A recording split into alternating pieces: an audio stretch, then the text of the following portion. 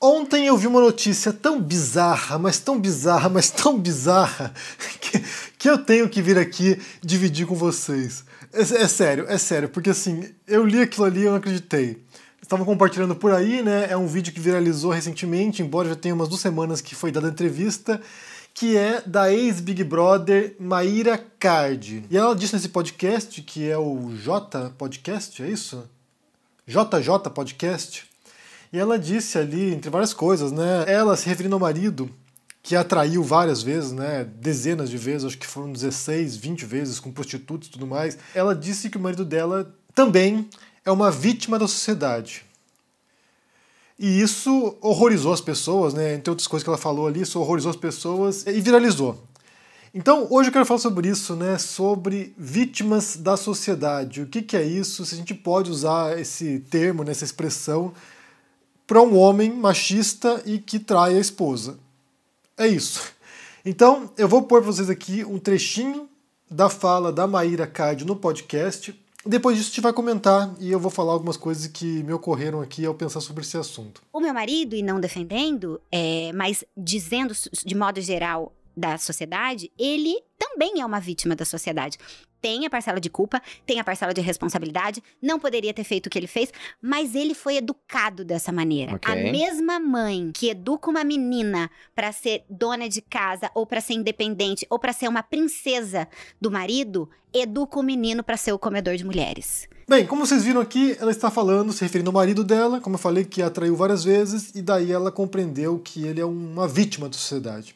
E como eu falei, o problema está nessa expressão, vítima da sociedade, que é péssima, na verdade. Ela é péssima em muitos sentidos e ela serve, na verdade, essa expressão, ela serve para que a direita ou a extrema-direita mundial, né, não apenas no Brasil, instrumentalize esse termo contra a esquerda, ou seja, contra quem é a favor do abolicionismo penal, contra o machismo, contra a homofobia, contra o racismo. Eles usam essa expressão aqui para atacar as pessoas. É usado mais no sentido, né, de proteção de criminosos, por exemplo, que os criminosos seriam vítimas da sociedade, que direitos humanos são direitos dos humanos e coisas do gênero. Então, vamos falar um pouquinho sobre essa noção, né, vítima da sociedade. Primeiro relacionado à fala da Mayra Card, que até ontem eu nem sequer sabia quem era, para ser bem sincero. Eu vou descobrir que é uma ex-BBB, que ela é uma coach de relacionamentos, coach de lifestyle, não sei o que ela é, e tem 6 milhões de seguidores no Instagram. Então, assim, alguém que influencia as pessoas com aquilo que ela diz. Nesse caso em particular, ela se refere, né, ao comportamento machista do marido. Ou seja, o marido, ele cresce numa sociedade machista e ao traí-la, né, ao ter de pagar de machão, ou seja, o comedor, ele de certo modo é uma vítima desse mundo patriarcal que estimula que os jovens sejam desse modo, que estimulam que os homens sejam desse modo, enquanto que estimulam que as mulheres sejam recatadas, sejam castas. Então, assim, você tem um padrão social que leva o marido dela e outros homens a pularem a cerca, a atraírem as esposas. Em essência, a visão dela não é tão equivocada assim quando a gente pensa que todos nós estamos inseridos nesse mundo, né, nessa sociedade, com uma série de preconceitos, uma série de valores, e que esses valores são inculcados em nós e a gente reproduz de maneira inconsciente, muitas vezes, tais valores. Então, nesse sentido, ela tem razão. Por outro lado, o termo vítima dá a entender que, ao trair a esposa, ele não tem controle sobre si próprio, que ele é uma pessoa que não responde pelos seus atos e que ele sofre por isso. E é ele que está sendo vitimizado pelo sistema. E isso não é verdade. Do mesmo modo como um criminoso não é uma vítima da sociedade. Um criminoso é alguém que vai lá e comete um ato, uma infração que vai contra as normas coletivas de convivência através das leis. Então essa pessoa não é vítima. Não é vítima. É claro que todos nós, inclusive os machistas, os racistas, os homofóbicos, os criminosos, todos nós somos produtos do mundo no qual a gente vive, da sociedade na qual a gente vive. Todos nós somos produtos. As nossas ideias, os nossos comportamentos, aquilo que a gente faz, aquilo que a gente defende, aquilo que a gente acredita, estão inseridos no interior desse mundo no qual a gente está. É inevitável. A gente não tem como estar fora desse mundo. A gente está nesse mundo. Então nós somos produtos dessa sociedade. Não vítimas, necessariamente. Vítima, por exemplo, é quando você tem um homem machista, um homem que cresce com essa noção de que ele tem domínio sobre a mulher e ele vai lá e espanca a esposa. A vítima é a esposa. A vítima do machismo é a pessoa que sofre violência decorrente do patriarcado. Por exemplo, um negro que é espancado por supremacistas brancos. Esse negro é uma vítima da sociedade que gera no interior desse meio, grupos supremacistas.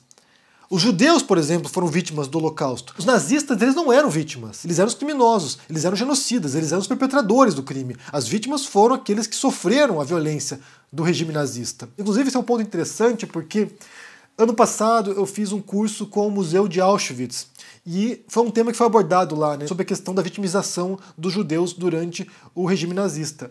E daí, um ponto que foi levantado lá é que, embora eles fossem vítimas do crime, eles não são apenas isso, eles são muito mais do que isso. São seres humanos completos, complexos e que não são apenas vítimas. Foram vitimizados, mas não são apenas vítimas. Porque isso dá a entender que não havia resistência, que não havia relações complexas entre os judeus nos campos de concentração para tentar sobreviver. Então, assim, é muito mais complicado que isso. Mas, de qualquer maneira, o homem machista não é vítima do machismo. Porque nada o força, nada o obriga a fazer isso. Nada obrigou o marido dela a traí-la. Nada obrigou.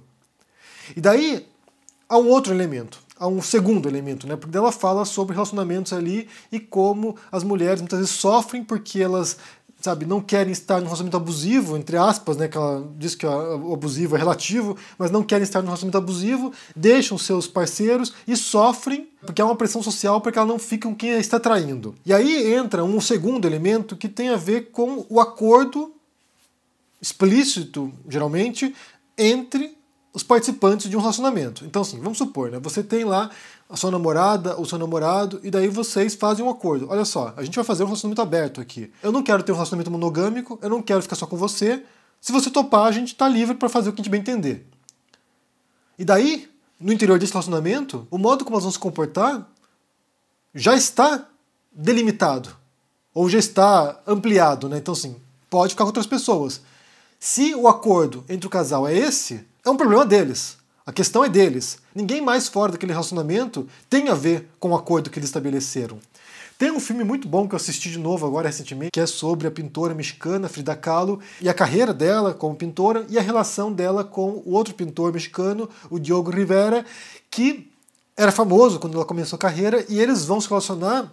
Uma das primeiras coisas que o Diogo Rivera fala pra ela é o seguinte: olha, eu vou estar do seu lado, mas eu não posso prometer pra você que eu não vou ficar com outras mulheres. E ela, tudo bem, então tá. Desde que você seja meu companheiro, você pode ficar com quem você quiser. Então, sim, os dois fazem um acordo. Eles estabelecem qual é o limite. É bem interessante esse filme. Assista esse filme. Além de ser um bom filme, conta uma história real, né, verídica, dessa pintora mexicana, e tem muitos elementos ali bastante interessantes nessa história. Mas foi o acordo que eles fizeram. Inclusive a própria expectativa de haver relacionamentos monogâmicos, de que você só se relacione com uma única pessoa, já é um resultado da sociedade patriarcal, visando a perpetuação do patrimônio. Então, assim, quando havia expectativa, né, de que um homem fosse casar com uma virgem, por exemplo, é porque assim ele casaria com uma mulher que nunca foi de nenhum outro homem, e aí ele teria um filho com ela, o primeiro filho, que seria o herdeiro do patrimônio, e aí ele teria certeza de que o filho era dele e não de outro homem. Tanto que patrimônio também decorre, né, de pai. A origem da palavra patrimônio vem de pai, e patriarcado também, né? Então, assim, o patrimônio tem a ver com isso. A transferência da sua riqueza para o seu herdeiro, e você quer assegurar, né, como homem patriarcal, como chefe da família, você quer assegurar que a sua herança irá para alguém que é de fato seu descendente.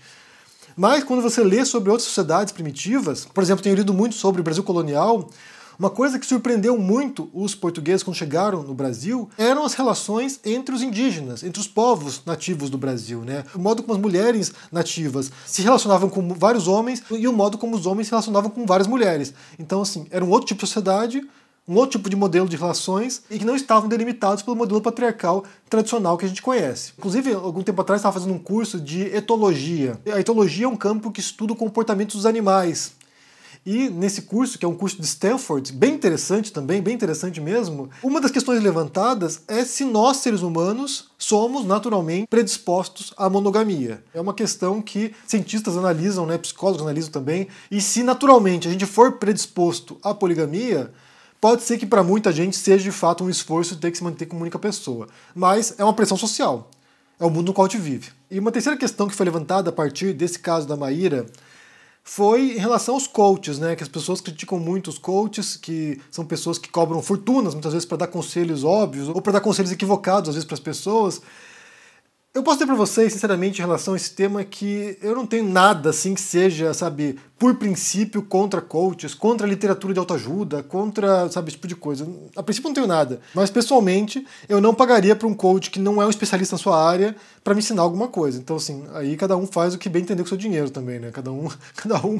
Cada um gere suas contas aí também. Mais uma vez, eu entro no acordo explícito aqui, né? Se você confia no que a pessoa diz, se você está disposto a contratar aquela pessoa, ou pagar aquela pessoa, ou seguir aquela pessoa, ou ouvir aquela pessoa, daí o problema é seu também. Mas, só repito aqui, pra mim o grande problema nessa fala da Maíra foi o uso dessa expressão vítima da sociedade, porque isso é muito ruim, na verdade, né? Ainda mais quando se trata de forças de opressão que agem sobre os indivíduos e que não transformam essas pessoas em vítimas. Pelo contrário, as vítimas são as pessoas que sofrem abusos, que sofrem violência, que sofrem discriminação, que sofrem preconceitos, não aqueles que perpetram esse tipo de coisa. A vítima é a mulher abusada, não o abusador. Então é muito ruim usar esse termo aí, nesse sentido como ela adotou. Eu quero saber o que vocês pensam sobre essa história aqui. Eu vou pôr para vocês o link do podcast para que vocês possam assistir na íntegra a entrevista com ela e ver o que ela disse, né? Tem coisa ali que não me parecem tão absurdas assim, mas de fato algumas coisas saltaram os olhos ali, as pessoas se horrorizaram. Mas me diga o que vocês pensam no comentário aqui embaixo, deixe o joinha, se inscreva aqui no canal, se torne um membro ou um apoiador para dar uma força e se cuide por aí. Um abração e até mais. Tchau! Olá, turma do canal do Henry Bugalho, eu sou o Eduardo Moreira e tenho um convite especial para fazer para vocês. Todos os anos eu faço um encontro no começo do ano chamado Mapa da Mina. É um encontro onde eu pego e faço um resumo dos principais relatórios que leem a economia do Brasil e do mundo. Relatórios do CDE, da ONU, do FMI, do Banco Mundial, do Banco Central. E aí explico para as pessoas de uma maneira super detalhada, com vários gráficos, o que está acontecendo e faço minhas previsões para a economia e para os investimentos ao longo do ano. Ao longo dos últimos anos a gente tem acertado de uma maneira impressionante. É um trabalho, enfim, que demanda uma super energia, tempo e dedicação nossa. Esse ano vai ser no dia 20 de janeiro, agora, uma quinta-feira, às 8 horas da noite, no horário de Brasília. Para você participar, é gratuitamente. É só você clicar no link que vai estar aqui em cima ou aqui embaixo. A gente se encontra lá.